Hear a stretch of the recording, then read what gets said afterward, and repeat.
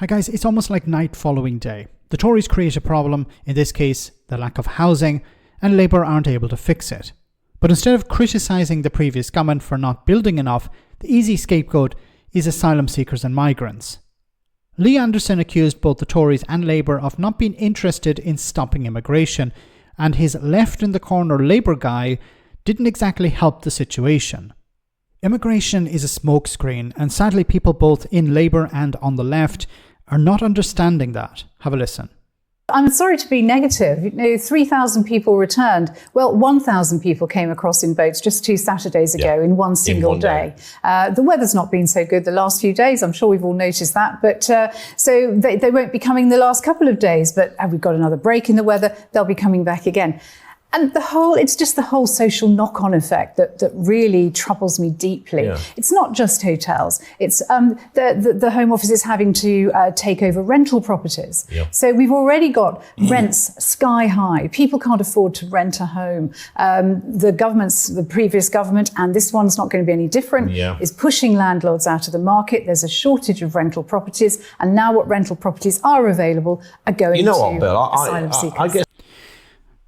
Okay, first of all, where are the asylum seekers supposed to go instead of rented accommodation or hotels or whatever?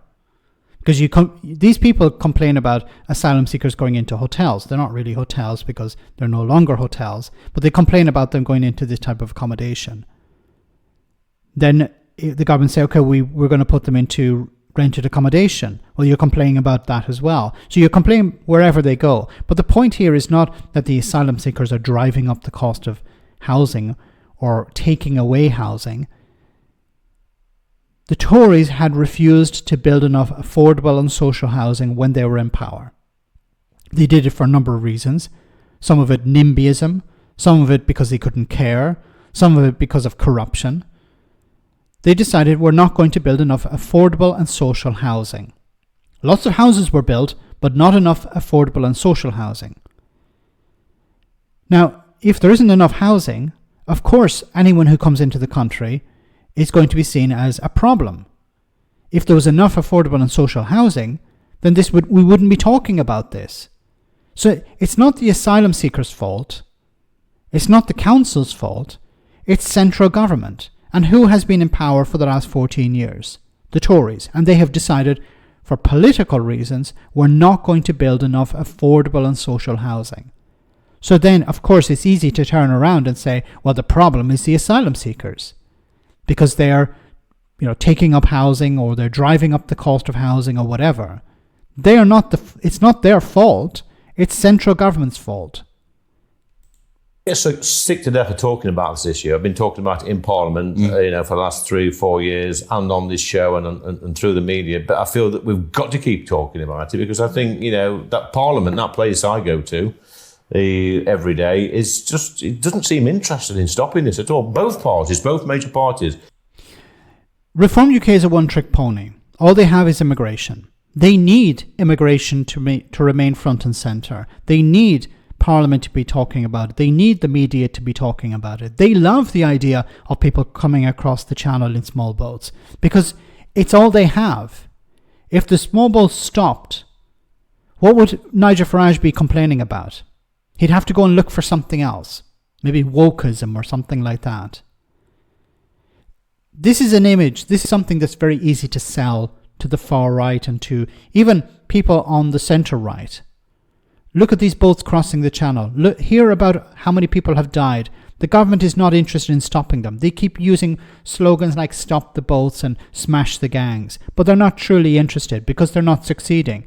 The problem for Labour is that they need to create safe routes. If they create safe routes, there'll be fewer people crossing. This would take power away from the likes of Nigel Farage and Reform UK. But of course, Labour's biggest threat is not reform, it's the Conservatives. So maybe in some twisted way, and I hope I'm wrong when I say this, Labour are happy to see immigration remain a problem, if we can put it like that, because it's not harming them, it's harming the Conservatives.